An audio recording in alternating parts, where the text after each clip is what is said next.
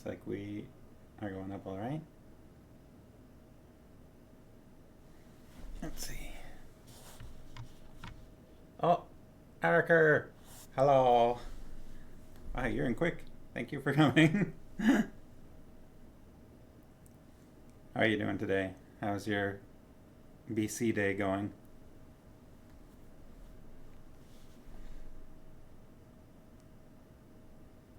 You had the window open while you were doing homework. Wow! That's relaxing. I mean, I guess that's good. If it's the air quality is good enough that you can have the window open. Oh, uh, yeah. Yep, that's a good point. You probably meant a different window than what I was talking about, which would explain why you got here so quickly. Yeah, the Twitch window, yeah. I get it. I understand. Words can mean two things. Well, I mean, if the air quality's getting a little better, then you could open the outdoor window. Sure, Ember would be happy.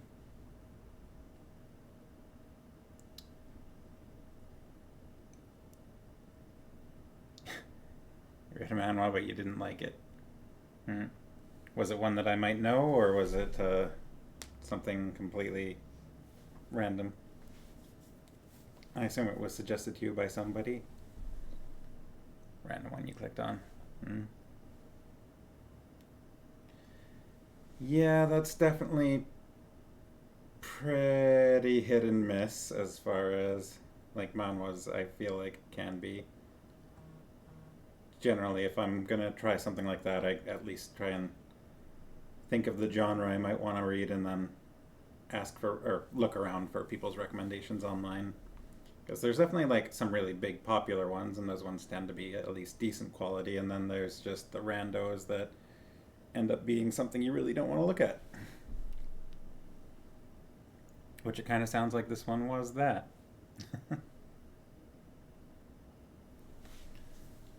So I'll give a few minutes for folks to trickle in. Oh, I see the sharkies. At least I think I see the sharkies.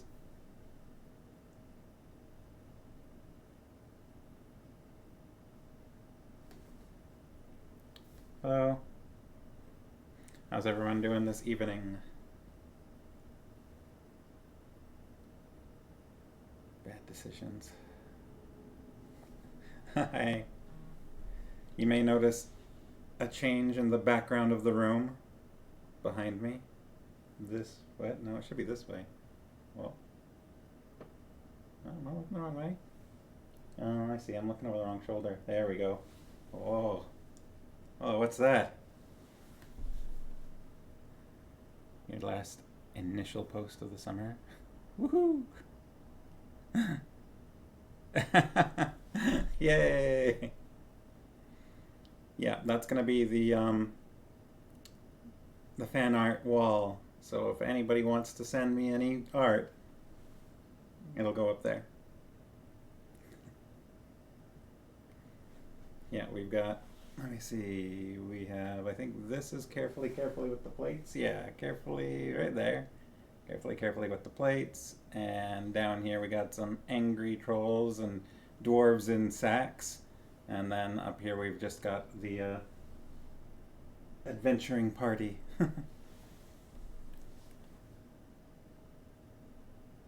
Erica says, Mia, I saw your pictures and they're very beautiful. You did such a good job capturing the scenes. Yeah, yeah, I like them a lot.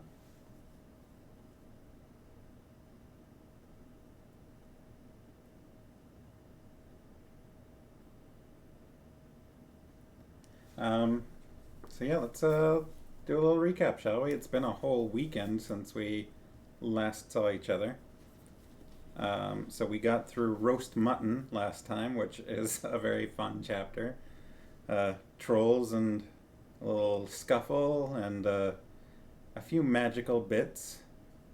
Um, Sunlight turning the trolls to stone and finding some new loot, some swords and some treasure that gets buried away and enchanted so that people won't find it accidentally.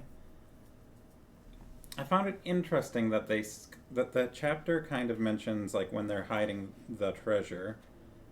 It says that they set a bunch of different spells over it so that people don't find it, but it doesn't specifically say that Gandalf sets the spells over it. Um, and I find that a little curious. It could just be vague language. Let's see. It says they brought up their ponies and carried away the pots of gold and buried them very secretly, not far from the track by the river, putting a great many spells over them, just in case they ever had the chance to come back and recover them. And I find that kind of interesting because I wonder whether the dwarves themselves can manage any kind of magic. There's also some artwork by the same person. Oh yeah, yeah, over there. There. That's me as in Samurai Jack style, but distracted. I wonder whether the dwarves themselves can do any kind of like rune magic or something like that. Whether they had a hand in any of the protective spells, because they do craft, these wondrous creations in their mountain halls, and so I kind of wonder. And some of those are definitely at least somewhat magical in nature. Um, so I wonder whether they can do any sort of like magical warding over the treasures that they buried. I wonder, or if that's just entirely Gandalf casting those spells.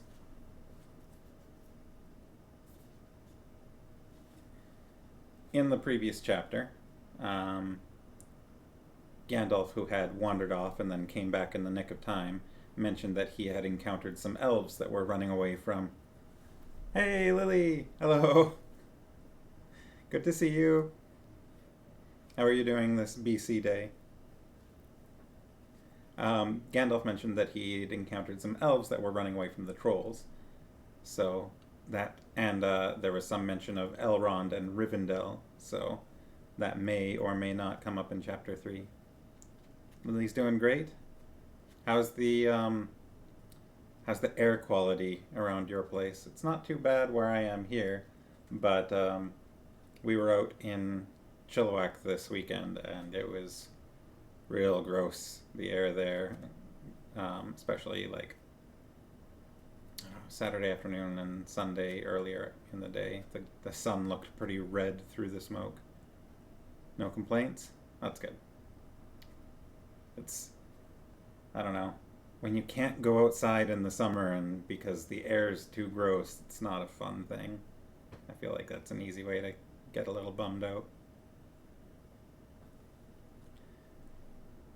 So we'll give another couple minutes for people to trickle in. You're in Burnaby today? Yeah, that's not too far from where we are because like we're just kind of over a bridge from there. I think that being closer to the ocean helps a bit. Sea breeze is clearing it up. There was an air quality warning for the Metro Vancouver and Fraser Valley Regional District. Um, I saw that, I think, during the day on Saturday, and it was saying that it should hopefully clear up by Tuesday as it gets a little windier to blow some of that away.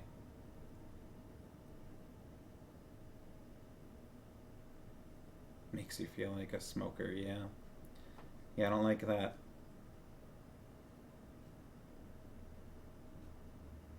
Not great for walking the dog. Where is that puppy? Where's the puppy? Benedict. Oh, I hear movement. There he is. Hey, puppy. You want to come up? No?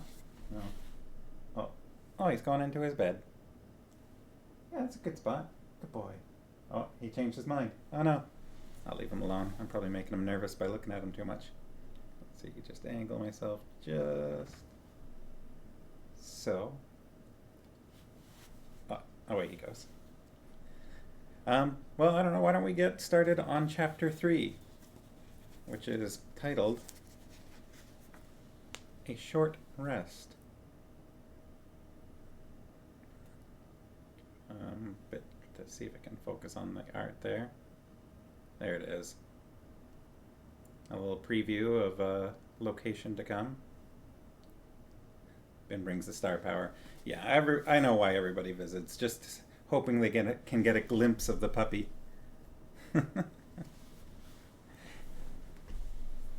Yeah, yeah. The artwork, the images in here are quite nice. So, yeah, where we left off, they had managed to survive an encounter with trolls and buried some treasure, and now they continue.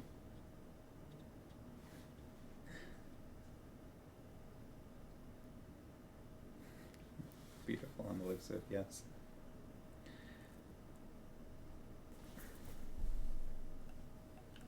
Quick drink of water before.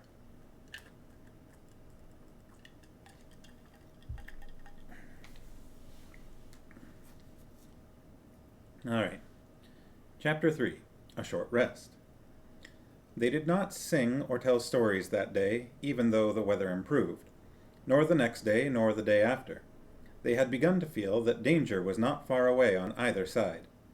They camped under the stars, and their horses had more to eat than they had, for there was plenty of grass, but there was not much in their bags, even with what they had got from the trolls. One morning they forded a river at a wide shallow place full of the noise of stones and foam. The far bank was steep and slippery. When they got to the top of it, leading their ponies, they saw that the great mountains had marched down very near to them. Already they seemed only a day's easy journey from the feet of the nearest. Dark and drear it looked, though there were patches of sunlight on its brown sides, and behind its shoulders the tips of snow peaks gleamed.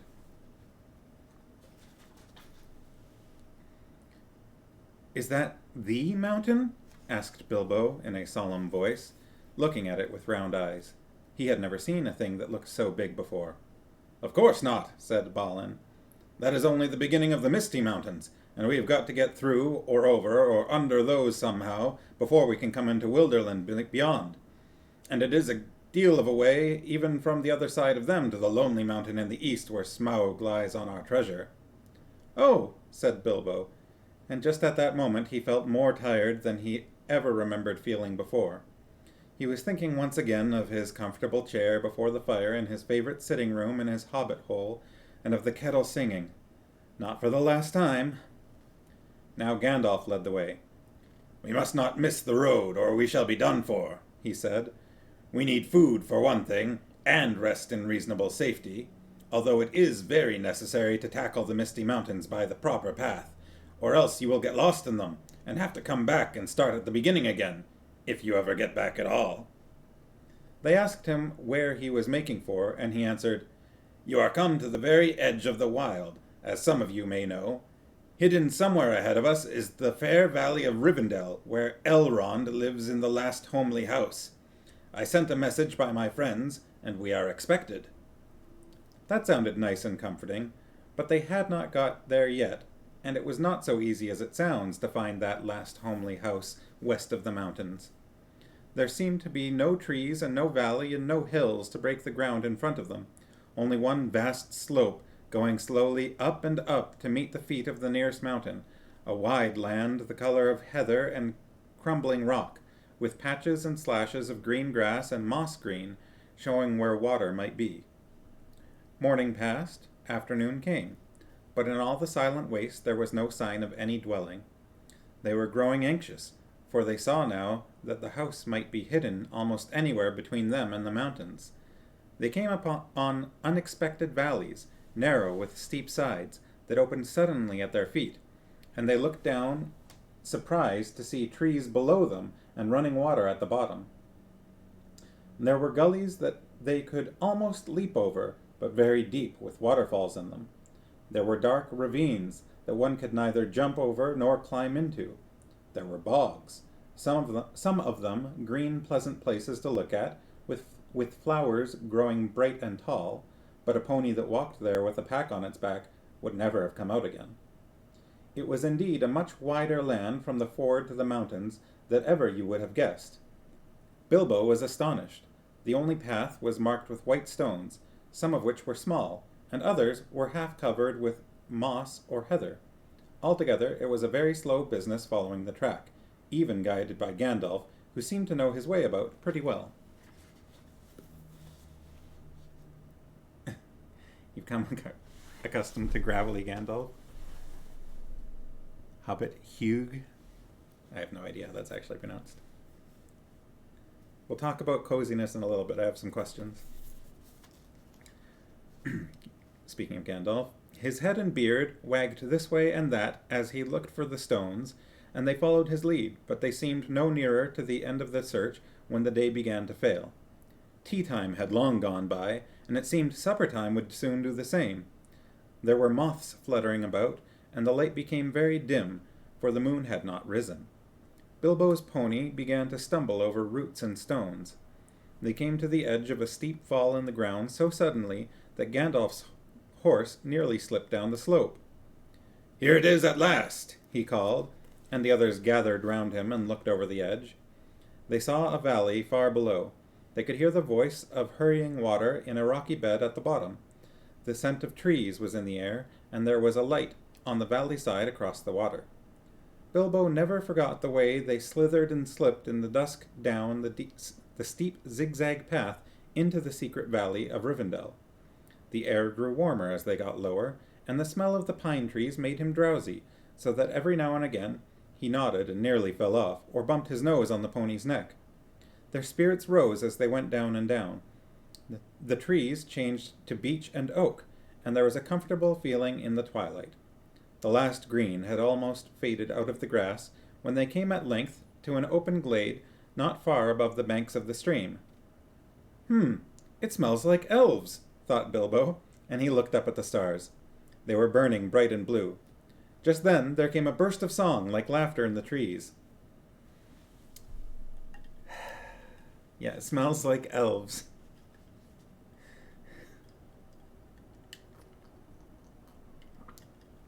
Which I suppose is the smell of grass and pine and beech and oak trees. All right. There came a burst of song like laughter in the trees.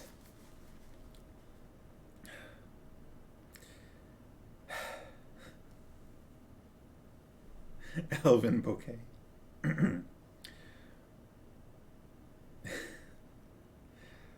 Oh, what are you doing? And nope, that's not going to work. Oh, what are you doing? And where are you going? Your ponies need shoeing. The river is flowing. Oh, tra-la-la-lolly, here down in the valley.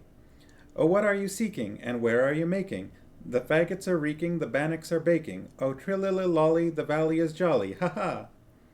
Oh, where are you going with beards all a-wagging? No knowing, no knowing, what brings Mr. Baggins and Balin and Dwalin down into the valley in June? Ha-ha! Oh, will you be staying or will you be flying? Your ponies are straying, the daylight is dying. To fly would be folly, to stay would be jolly, and listen and hark till the end of the dark to our tune. Ha-ha!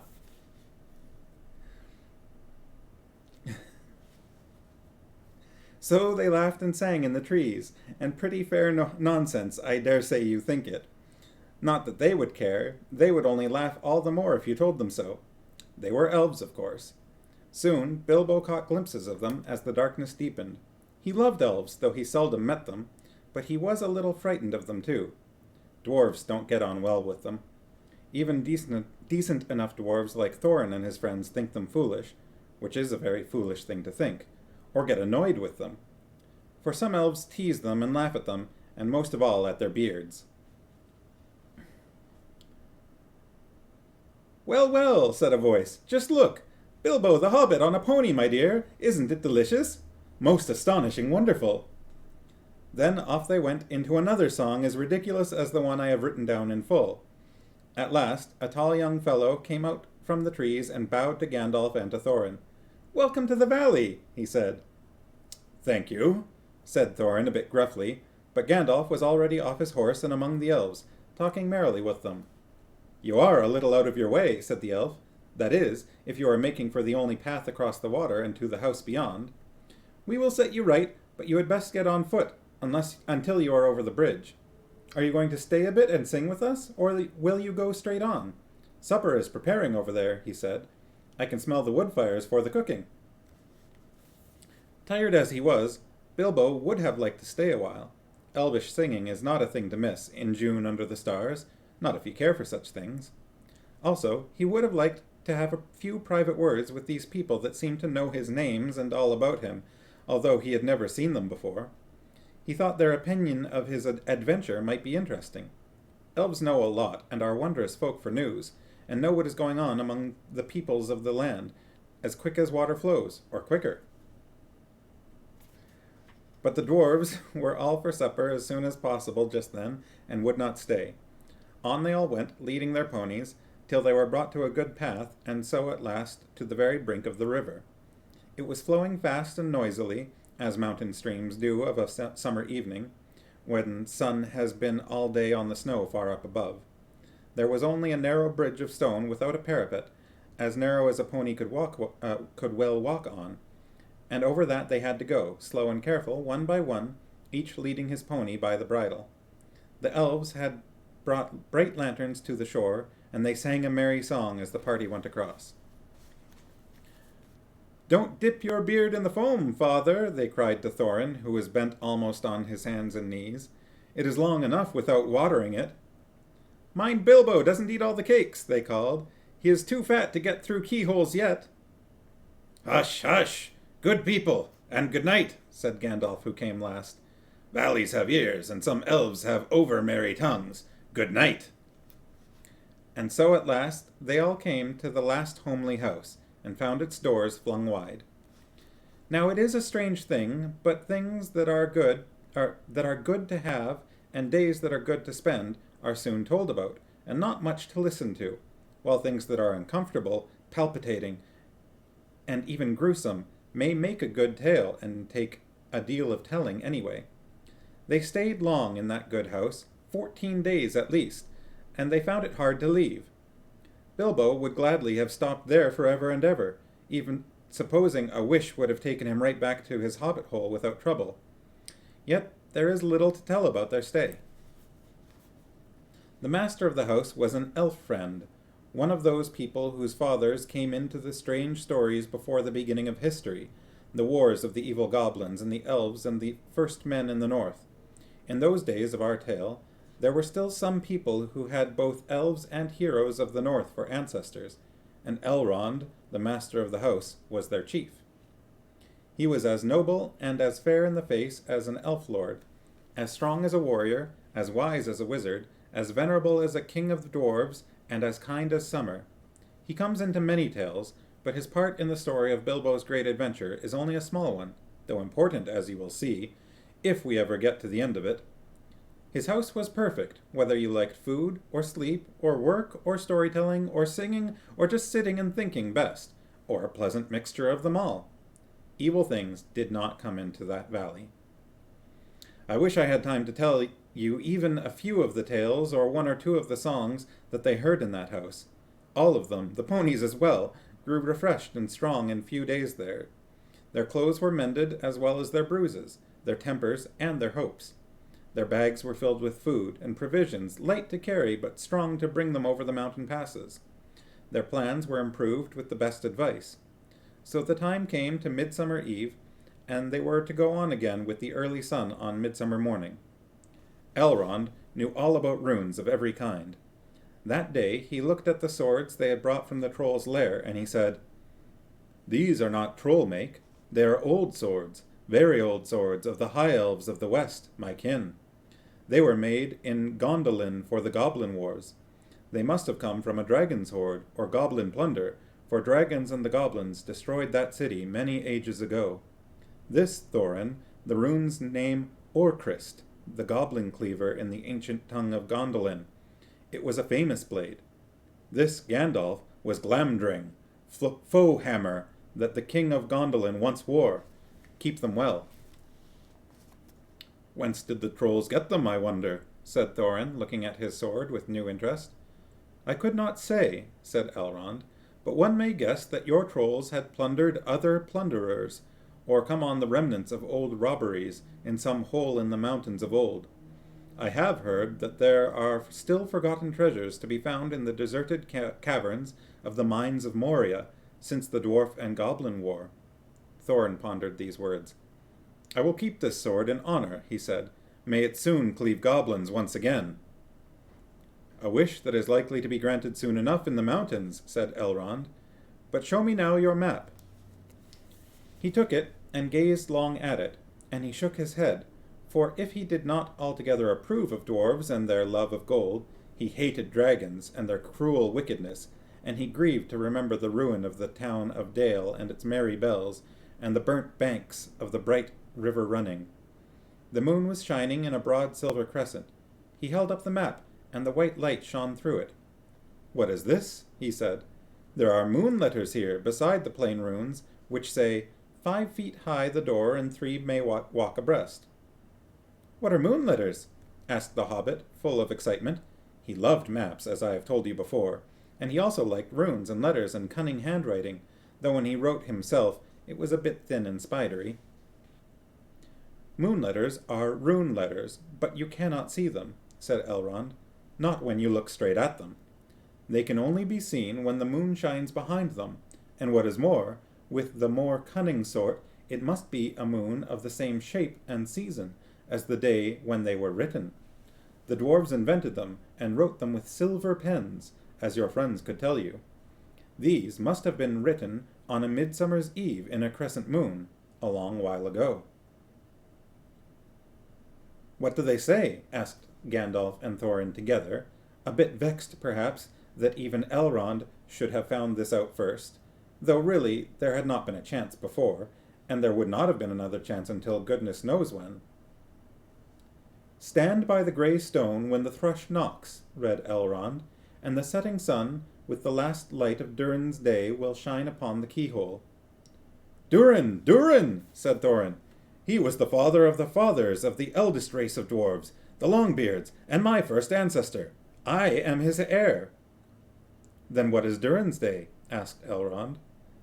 The first day of the dwarves' new year, said Thorin, is, as all should know, the first day of the last moon of autumn, on the threshold of winter. We still call it Durin's Day when the last moon of autumn and the sun are in the sky together. But this will not help us much, I fear, for it passes our skill in these days to guess when such a time will come again. That remains to be seen, said Gandalf. Is there any more writing?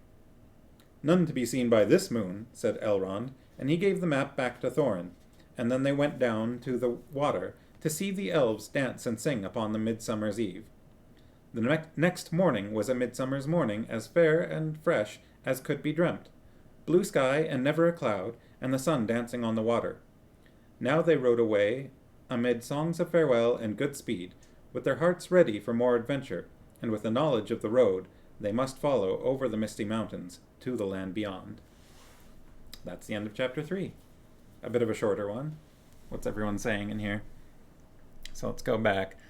Oh, Barb's here. Hi, Barb. Good to see you. Hope you're having a good long weekend. Happy BC Day. I think we're talking about Gandalf voice. Makes him sound a bit impatient and annoyed with them when they ask questions. Young Gandalf. Smells like elves. Ember would like that smell away. Does he know? Yeah, a little bit after that it kind of mentions that he has met elves before, just not in Rivendell. But sometimes elves go traveling, just like anyone else, I guess. Fun bouquet. Wonder what that really smells like. Elf poop? I don't... I'm guessing it's like trees and grass and fresh growth. That's based on that chapter. That would be my guess.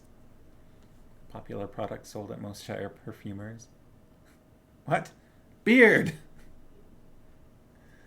Elves have all the tea to spill. Yeah, it seems like elves know what's going on, apparently. These elves really don't... The elves in The Hobbit don't feel the same to me as the elves in The Lord of the Ring, but I guess the days are getting darker in the time of the Lord of the Rings, and so they're probably more serious as a result. And then there's also a difference. There are different elves in different places, and Elrond mentions his cousins, I think the High Elves or something, and I feel like those ones tend to take themselves a little bit more seriously and behave a little bit more sternly. Hugo Weaving and Kate Blanchett singing their merry songs. Haha! They mentioned him being a full-blooded elf in Lord of the Rings. Or not being. Yeah, that's... And they describe Elrond in a variety of different ways here. And one of the things they say about him is that he's fair in the face as an elf lord, which makes me wonder, like, is he not an elf lord, or is it just that he is an elf lord and he is fair in the face as such, but he's also as strong as a warrior, wise as a wizard, and venerable as a king of dwarves, and kind as summer? So short. Yeah, it's a shorter chapter. We can go a little bit further if people want to keep going. It's been only half an hour so far, and only like 20 minutes of that has been reading. I don't know if we do continue. I don't think we'll we might make it through chapter 4. Let's see. It's 75. It's 25 pages, so maybe we'll just go part of the way if people want to. Yeah, and Bilbo once again, before they get to Rivendell, yearning for his home and his comforts, which was something I was going to ask about. What do Armas is up for more. What do you do to relax? What does everyone do to relax? Do you take a nice long bath or go out in the sun? What's your favorite relaxation activity?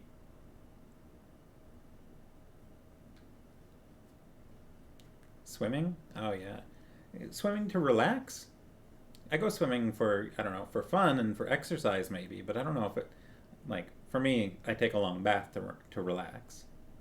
Tea and a book. Well, I've got lemon water in a book here.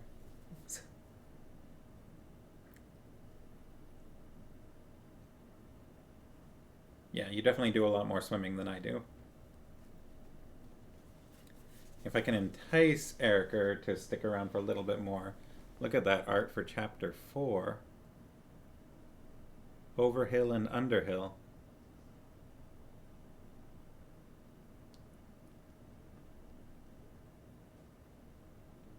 Yep. I think some of us will know what that is an image of. I think we should do a few more pages. You read a book about rest. Exercise is important rest for some people. Sitting and thinking. Sitting and thinking for rest. Oh, Erica's enticed. All right. Let's go a little bit further. Let's do maybe like half the chapter. It starts on page 75, so to about page maybe like 82-ish. I think we can get that far. All right, so chapter 4, Overhill and Underhill. There were many paths that led up into those mountains, and many passes over them. But most of the paths were cheats and deceptions, and led nowhere or to bad ends. And most of the passes were infested by evil things and dreadful dangers. The dwarves and the Hobbit, helped by the wise advice of Elrond and the knowledge and memory of Gandalf, took the right road to the right pass. Long days after they had climbed out of the valley and left the last homely house miles behind, they were still going up and up and up. It was a hard path and a dangerous path, a crooked way and a lonely and a long. Now they could look back over the lands they had left, laid out behind them far below. Far, far away in the west, where things were blue and faint, Bilbo knew there lay his own country of safe and comfortable things, and his little hobbit hole. He shivered. It was getting bitter cold up here, and the wind came shrill among the rocks. Boulders, too, at times, came galloping down the mountainsides, let loose by midday sun upon the snow, and passed among them, which was lucky, or over their heads, which was alarming. The nights were comfortless and chill, and they did not dare to sing or talk too loud, for the echoes were uncanny, and the silence seemed to dislike being broken, except by the noise of water, and the wail of wind, and the crack of stone. The summer is getting on down below, thought Bilbo, and haymaking is going on, and picnics. They will be harvesting and blackberrying before we even begin to go down the other side at this rate.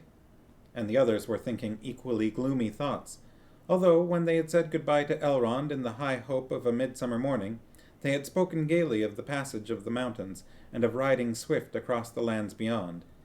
They had thought of coming to the secret door in the lonely mountain, perhaps that very next moon of autumn. And perhaps it will be Durin's day, they had said.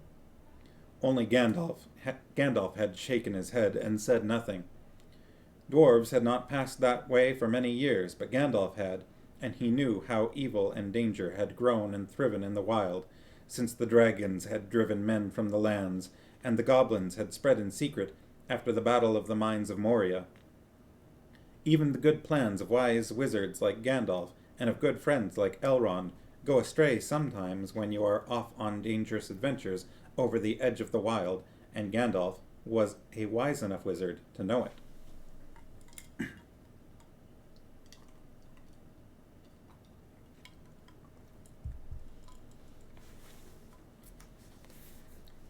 He knew that something unexpected might happen, and he hardly dared to hope that they would pass without fearful adventure over those great tall mountains with lonely peaks and valleys where no king ruled.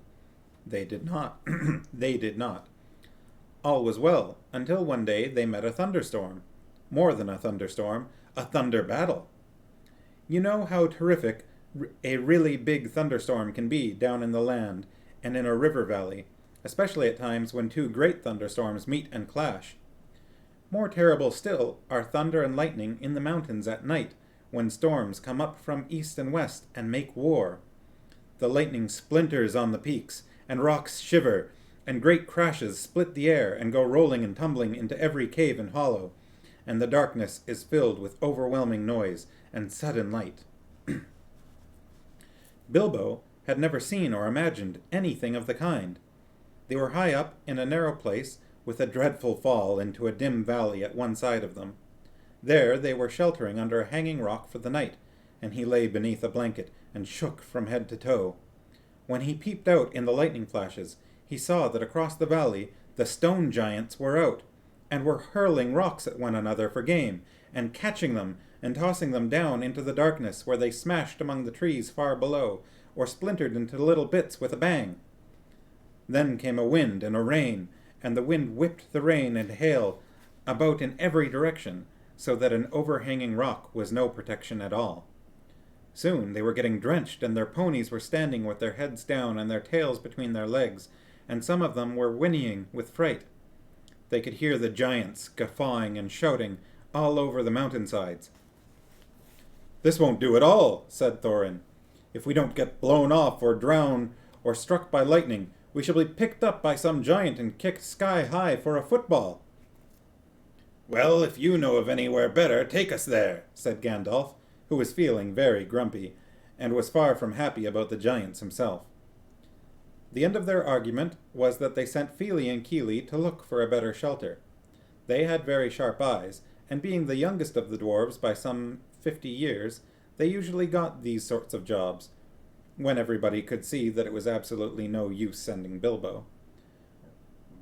There is nothing like looking if you want to find something, or so Thorin said to the young dwarves. You certainly usually find something if you look, but it is not always quite the something you were after. So it proved on this occasion.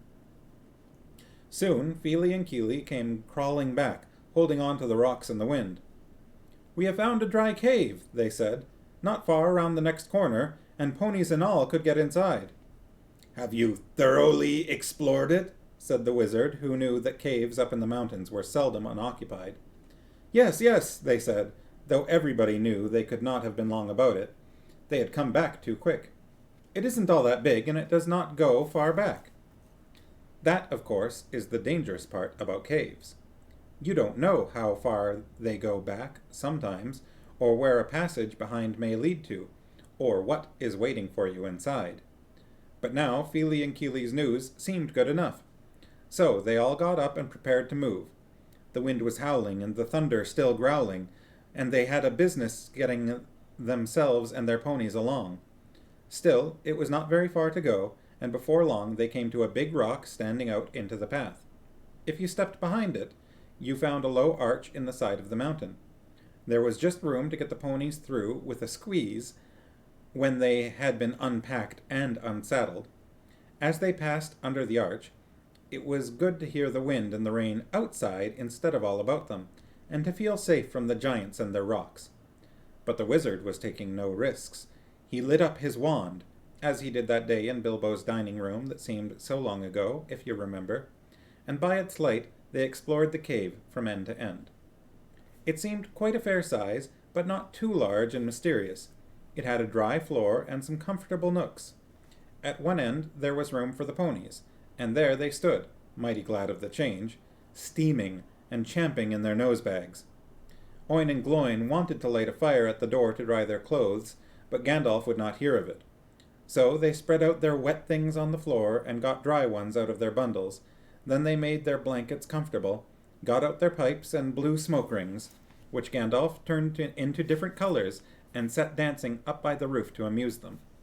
They talked and forgot about the storm, and discussed what each would do with his share of the treasure, when they got it, which at the moment did not seem so impossible. And so they dropped off to sleep, one by one. And that was the last time that they used the ponies, packages, baggages, tools, and paraphernalia that they had brought with them. It turned out a good thing that night that they had brought little Bilbo with them after all, for somehow he could not go to sleep for a long while, and when he did sleep he had very nasty dreams. He dreamt that a crack in the wall at the back of the cave got bigger and bigger, and opened wider and wider, and he was very afraid, but could not call out or do anything but lie and look. Then he dreamt that the floor of the cave was giving way, and he was slipping, beginning to fall down, goodness knows where to. At that, he woke up with a horrible start, and found that part of his dream was true. A crack had opened at the back of the cave, and was already a wide passage. He was just in time to see the last of the ponies' tails disappearing into it. Of course he gave a very loud yell, as loud a yell as a hobbit can give, which is surprising for their size. Out jumped the goblins, big goblins, great ugly-looking goblins, lots of goblins, before you could say rocks and blocks. There were 6 to each dwarf at least, and 2 even for Bilbo, and they were all grabbed and carried through the crack, before you could say tinder and flint, but not Gandalf. Bilbo's yell had done that much good. It had wakened him up wide in a splintered second, and when the goblins came to grab him, there was a terrific flash like lightning in the cave, a smell like gunpowder, and several of them fell dead. The crack closed with a snap, and Bilbo and the dwarves were on the wrong side of it. Where was Gandalf?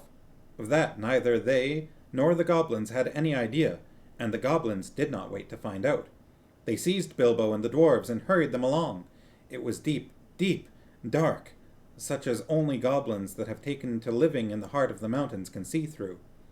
The passages there were crossed and tangled in all directions, but the goblins knew their way, as well as you do to the nearest post office, and the way went down and down. It was most horribly stuffy. The goblins were very rough, and pinched unmercifully, and chuckled and laughed in their horrible stony voices, and Bilbo was more unhappy even than when the troll had picked him up by his toes. He wished again and again for his nice bright hobbit hole, not for the last time. Now there came a glimmer of red light before them. The goblins began to sing, or croak, keeping time with the flap of their feet on the stone, and shaking their prisoners as well. Clap, snap, the black crack, grip, grap, pinch, nab, and down, down to Goblin Town you go, my lad. Clash, clash, crush, smash, hammer and tongs, knocker and gongs, pound, pound, far underground, ho-ho, my lad. Swish, smack, whip, crack, batter and beat, yammer and bleat, work, work, no dare to shirk, while goblins quaff and goblins laugh, round and round far underground below, my lad. It sounded truly terrifying. The walls echoed to the clap, snap, and the crush, smash, and to the ugly laughter of their ho-ho, my lad. The general meaning of the song was only too plain, for now the goblins took out whips and whipped them with a swish-smack, and set them running as fast as they could in front of them, and more than one of the dwarves were already yammering and bleating like anything when they stumbled into a big cavern. That's pretty scary. and I think that's about halfway through the chapter. And I know people are going to want to know what happens to the dwarves captured by goblins and the poor hobbit, but I think we should probably stop there for now so that we don't go on too long. It's now 7:45. I sound amazing. Oh, shucks. Oh, thank you.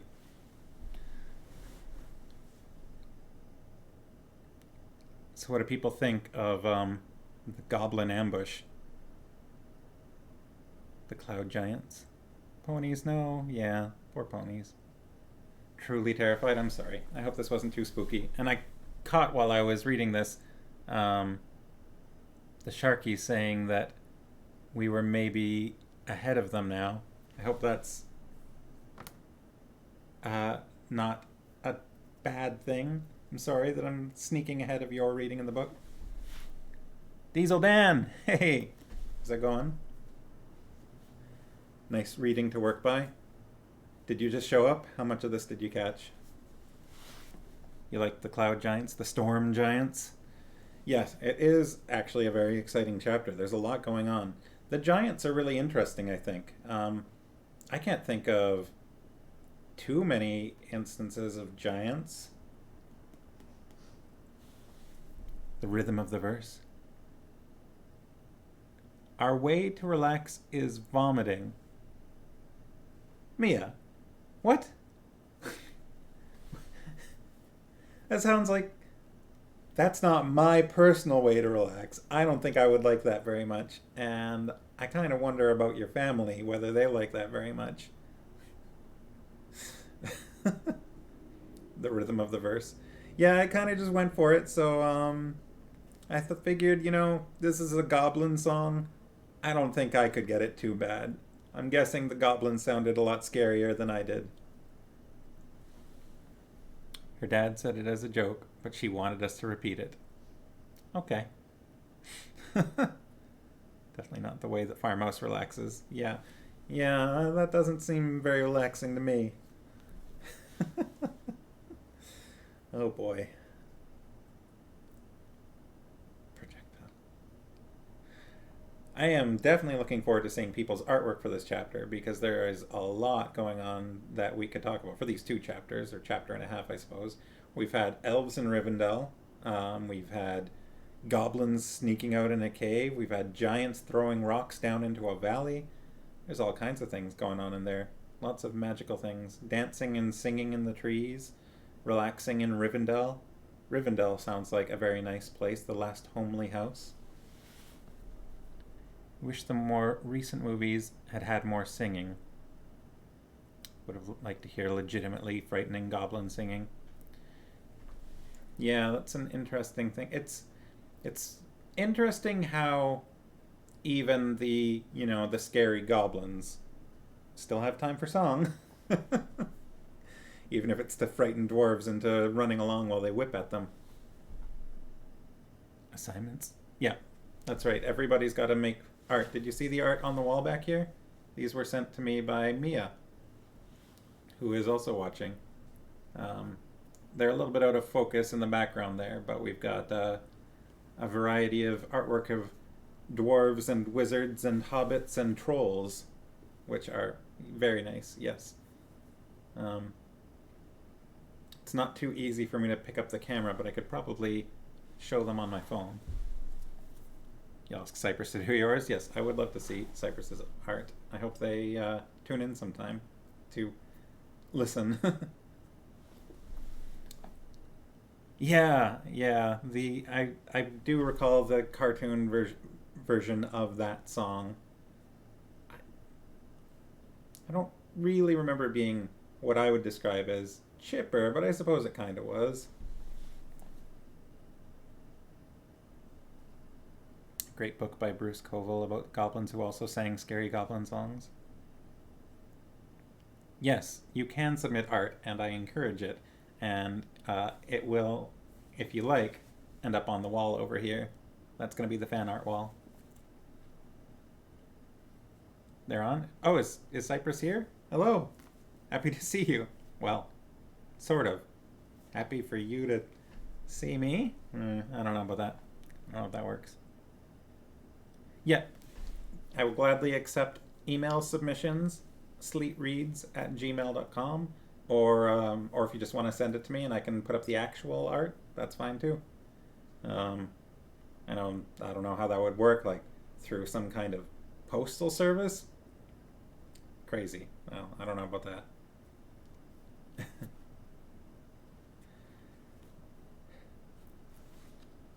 So I hope that people weren't too spooked by this chapter. I know we're leaving in kind of a dangerous spot, um, and I'll continue, and we'll find out what happens, what the fate of the dwarves and the hobbits are, and what happened to Gandalf when he escaped with a flash of lightning. We'll find out a lot of that information on Wednesday. Should make an Instagram. I could look into that. But yeah, same time on Wednesday, 7 p.m. We'll get on with the rest of this chapter, and let's see. How far are we from the next chapter? We should be a good, like, 10 or so pages. We'll probably have to read another chapter and a half.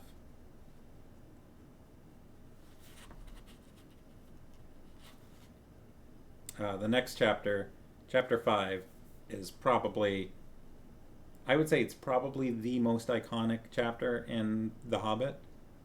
I think so, anyways. It's the one that I definitely remember the most vividly out of this book, and I think probably one of the most impactful chapters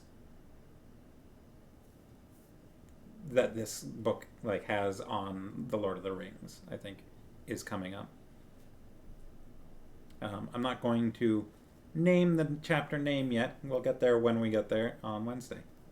Yeah, is there anything anyone wants to talk about from this chapter? Otherwise, I think maybe we'll wrap up.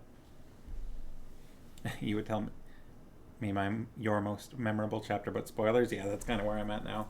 We'll talk about what. Whoa, as I bumped the camera, sorry about that. I'll fix it later. We'll talk about the next chapter when we get there. And I'm sure there will be lots to talk about. But yeah. The next chapter, and barrel riding, and the most iconic. Yes, that is also a good one. That one's probably slightly less well known out of, like, I think in general. I think that one's probably slightly less well known, but it's also still a very good chapter, and that was fun in the movie. Yes, in chapter 5, there is a new introduction to be made.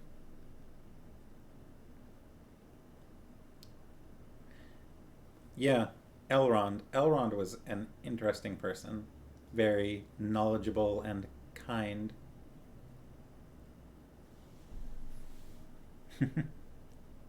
Alright. Oh, Christine has got down to Goblin Down stuck in your head. Goblins at the Disco. Such a good book read aloud. It is. It's one of my favorite books for sure. It's by far like it's my comfort book. I've read this book more than I've read any other book.